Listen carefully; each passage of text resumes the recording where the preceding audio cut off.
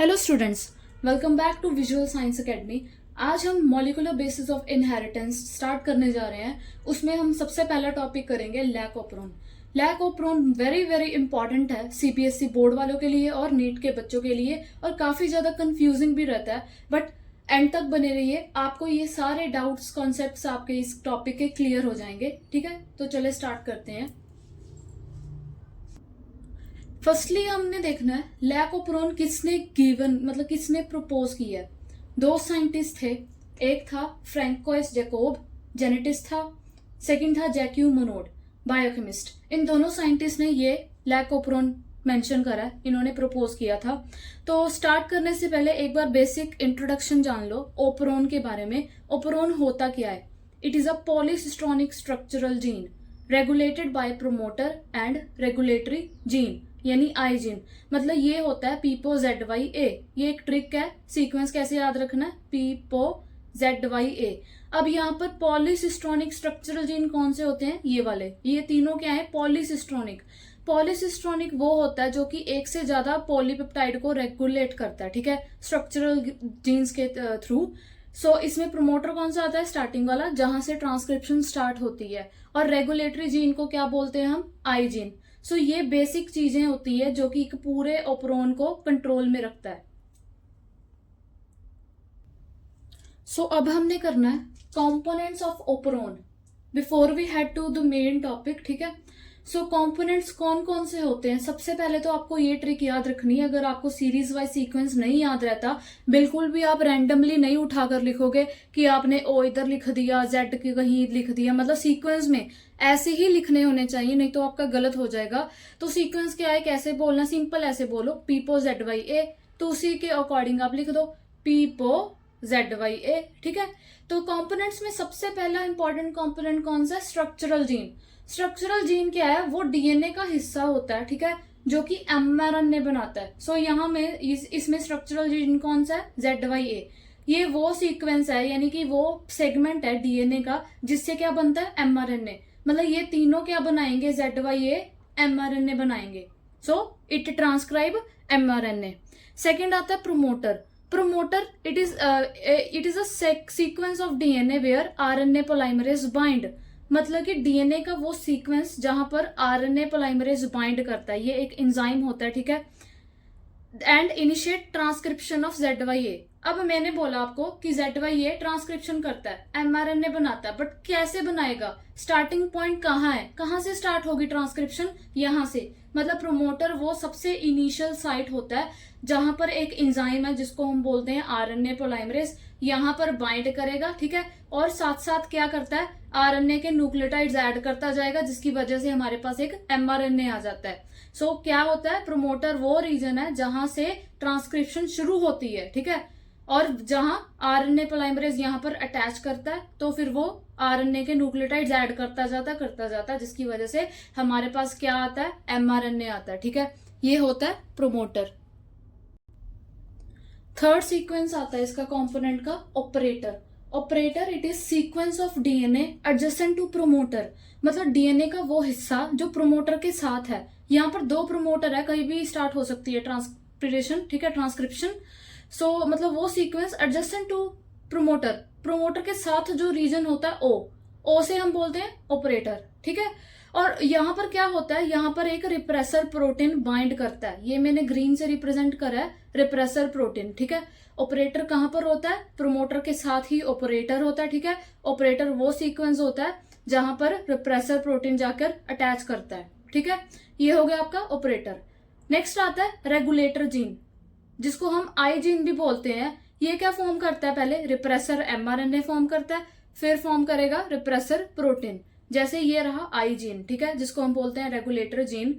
ये क्या करता है? पहले रिप्रेसर एमआरएनए बनाता है, ठीक है, ये पहले इसने एमआरएनए बनाया, रिप्रेसर, ठीक है, फिर क्या बनाता है? Repressor protein. ये ग्रीन वाला क्या करेगा? ऑपरेटर के साथ अटैच कर जाता है, ये होता है रेगुलेटर जीन। अब कब रिप्रेसर एमआरएनए बनाएगा, कब प्रोटीन अटैच करेगा, कैसे करेगा, ये हम डिटेल में पढ़ेंगे आगे। सो इंड्यूसर अगला। इंड्यूसर क्या है? Substrate that prevent repressor from binding to operator. यानी वो सबस्ट्रेट होता है जो कि एक रिप्रेसर को ऑपरेटर में बाइंड नहीं करने देता, ठीक है, प्रिवेंट करता है, ये यहाँ पर बाइंड नहीं कर सकता। जैसे ये PPOZ है, ओपरोन है, ठीक है, आई ने क्या बनाया, mRNA, फिर बनाया इसने रिप्रेसर प्रोटीन। नॉर्मली क्या करता है, रिप्रेसर प्रोटीन ओ से जाकर बाइंड करता है, अटैच करता है, जैसे मैंने यहाँ पर दिखाया। बट अगर आपके पास इंड्यूसर होगा, इंड्यूसर कुछ भी हो सकता है, लैक्टोज हो सकता है, वैसे तो हम लैक्टोज ही पढ़ेंगे इसमें। सो इंड्यूसर क्या करता है, इंड्यूसर इस प्रोटीन के साथ अटैच करता है, तो इसको क्या बनाता है, रिप्रेसर प्रोटीन को इनएक्टिव। अब ये जो तो इनएक्टिव है ना, ये ओ के साथ बाइंड नहीं कर सकता, तो इंड्यूसर का क्या काम होता है, ये वाला। सो एक बार ओवरव्यू ले लो, कंपोनेंट्स कौन कौन से थे, कौन कौन से पढ़े हमने। सबसे पहला आता है प्रोमोटर। प्रोमोटर वो सीक्वेंस होता है डीएनए का जहां से ट्रांसक्रिप्शन स्टार्ट होती है, चाहे यहां से स्टार्ट हो सकती है चाहे यहां से, ठीक है, प्रोमोटर समझ में आ गया। नेक्स्ट आता है स्ट्रक्चरल जीन, ZYA। ये होते हैं स्ट्रक्चरल जीन, यानी वो सेगमेंट ऑफ डीएनए जो कि mRNA को ट्रांसक्राइब करता है, यानी mRNA बनाता है।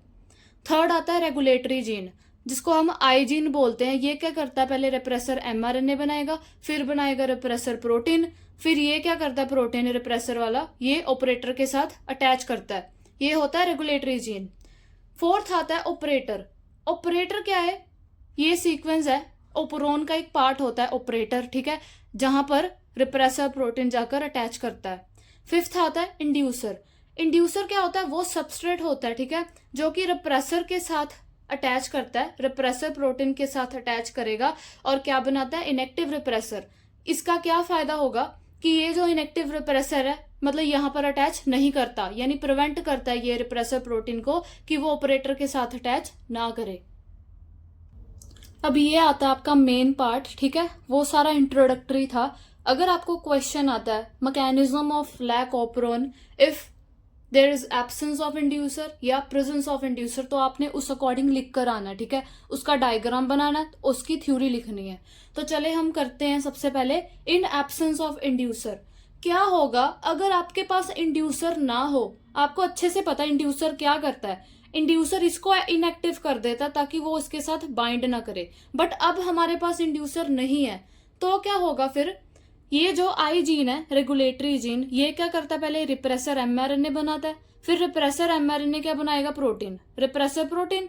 अब ये रिप्रेसर प्रोटीन क्या करता है, ये ऑपरेटर O के साथ अटैच करता है। अब इससे क्या होगा, अगर ये इसके साथ अटैच करेगा तो क्या होगा, फिर ये क्या करता है, प्रिवेंट RNA पोलाइमरेज फॉर ट्रांसक्राइबिंग ओपरोन।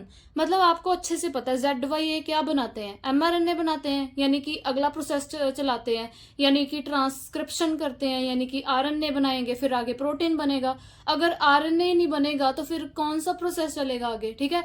जब ऑपरेटर के साथ रिप्रेसर प्रोटीन अटैच करता है, फिर जो RNA पोलाइमरेज एंजाइम है उसको प्रिवेंट करता है ये वाला पार्ट कि वो आगे प्रोसेस ना चलाए, इतने में ही खत्म हो जाता है, कोई RNA नहीं बनेगा, कोई प्रोटीन नहीं बनेगा।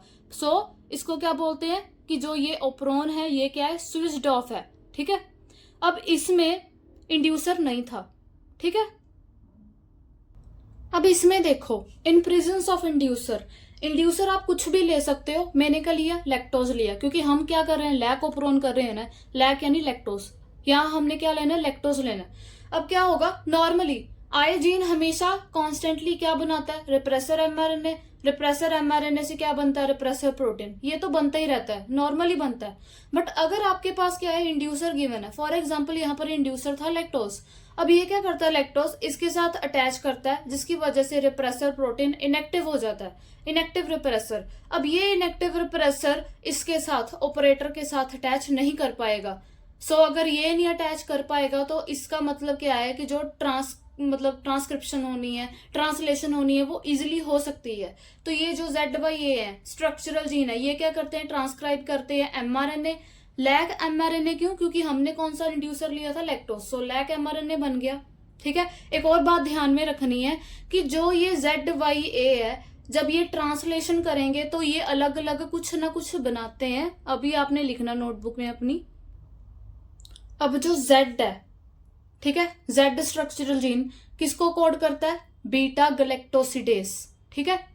Y codes for permease, A codes for transacetylase. आपको पूछ भी सकते हैं इनका क्या फंक्शन है, एक तो फंक्शन है एमआरएनए ट्रांसक्राइब करता है, और इंडिविजुअली क्या करते हैं, ये क्या क्या बनाते हैं ट्रांसलेशन के दौरान, ठीक है। और इनका भी क्या फंक्शन है, जो इन्होंने ये कोडिंग की है, जो भी इन्होंने ये बनाया, ये इनका क्या काम है। सबसे पहले बीटा गैलेक्टोसिडेस, इसका क्या काम होता है कि जो लैक्टोज है, लैक्टोज को 2 यूनिट्स में स्प्लिट करता है, ठीक है। एक गैलेक्टोज प्लस ग्लूकोज, इसको तोड़ देता है 2 पोर्शंस में, गैलेक्टोज एंड ग्लूकोज। ये किसका काम है, बीटा गैलेक्टोसिडेस। ट्रिक भी है, आपको कैसे याद रखेगा, गैलेक्टो मतलब गैलेक्टोज एक बन गया। नेक्स्ट आता है वाई, वाई परमिएस को बनाता है, और परमिएस का क्या काम है, परमिएबिलिटी ऑफ सेल। लैक्टोज, नाम से ही परमिएबिलिटी। अब आप खुद सोचो कि लैक्टोज इंड्यूसर सेल में कैसे एंटर कर सकता है। सेल तो सेमी परमिएबल होता है ना, प्लाज्मा मेम्ब्रेन ऐसे किसी को भी एंटर नहीं करने देता, सिलेक्टिव डिफ्यूजन करवाता है। तो ये लैक्टोज कैसे एंटर करता है सेल में, इसके लिए रिस्पॉन्सिबल एंजाइम परमिएस, ठीक है। नेक्स्ट आता है ए क्या बनाता है, ट्रांस एसिटाइलिस। इसका क्या काम होता है कि ये ट्रांस एसिटाइलेशन करता है लैक्टोज की, ठीक है, ताकि लैक्टोज अपने एक्टिव फॉर्म में आए। तो ये क्या हो गया फंक्शन। और एक और इंपॉर्टेंट थिंग, ये तीनों कब बनते हैं, ये तीनों एंजाइम्स कब बनते हैं, only during presence of inducer, यानी जब स्विच ऑन हो ओपरोन। स्विच ऑफ होता है ना, तब ये कुछ भी नहीं बनेगा। पहले तो एमआरएनए नहीं बनेगा, तो ये कैसे बनाएगा, ठीक है। ये बात ध्यान में रखनी है। अब लास्ट इसमें हम डिस्कस करते हैं वेरी वेरी इंपॉर्टेंट पॉइंट जो आपने ध्यान में रखना है। सबसे पहला पॉइंट आता है lactose is transported to cell via permease. ये तो आपको पता है कि लैक्टोज सेल के अंदर कैसे जाता है, परमिएस के थ्रू। बट एक कंडीशन है, बहुत ज्यादा इंपॉर्टेंट है ये कंडीशन, कि सेल के अंदर एक थोड़ा बहुत अमाउंट लैक्टोज का होना चाहिए, अदरवाइज लैक्टोज नहीं एंटर कर सकता। चाहे कोई एंजाइम के थ्रू हो, चाहे किसी के भी थ्रू हो, अगर सेल के अंदर थोड़ा सा भी लेवल का लैक्टोज अगर ना हुआ ना, तो फिर लैक्टोज एंटर नहीं कर पाएगा, चाहे इसके पास परमीज हो या ना हो। ये कंडीशन है, ठीक है, ये ध्यान में रखनी है, आपको एमसीक्यूज में अलग से पूछ सकते हैं, ठीक है। नेक्स्ट पॉइंट आता है कि जो रिप्रेसर प्रोटीन है हर बार सिंथेसाइज होता है। ऐसे नहीं है कि रिप्रेसर प्रोटीन कभी बनता ही नहीं है। आपने दोनों डायग्राम देखे हैं, absence of inducer, presence of inducer. Repressor mRNA भी बनता था दोनों में, ठीक है, रिप्रेसर प्रोटीन भी बनता था, यानी ये कंटिन्यूसली सिंथेसाइज होता है। नेक्स्ट आती है नेगेटिव रेगुलेशन। अब ये जो लैक ओपरोन है, इसको नेगेटिव रेगुलेशन क्यों बोलते हैं, यानी कि जो कि ये प्रोसेस होता है कौन रेगुलेट करता है, रिप्रेसर, इसीलिए नेगेटिव रेगुलेशन बोलते हैं। नेगेटिव ही क्यों, क्योंकि जो रिप्रेसर का काम है ना, एक नेगेटिव ही मानते हैं हम, क्योंकि जो रिप्रेसर होता है ना, ये क्या करता है, प्रोसेस को रोकता है, प्रोसेस को आगे नहीं बढ़ाता। जैसे इसने रिप्रेसर एमआरएनए बनाया, फिर इसने बनाया रिप्रेसर प्रोटीन, ये क्या करता है, ऑपरेटर के साथ अटैच करता है, फिर स्टॉप्स द प्रोसेस, यानी ना ही ट्रांसक्रिप्शन कराएगा ना ही ट्रांसलेशन करवाएगा, ये अगेंस्ट करता है, इसीलिए इसको नेगेटिव रेगुलेशन बोलते हैं। एक पॉजिटिव रेगुलेशन भी होती है, बट फॉर सीबीएसई बोर्ड वालों के लिए नेगेटिव रेगुलेशन आपको इतना पता होना चाहिए, ठीक है। तो ये था हमारा आज का टॉपिक। Thank you.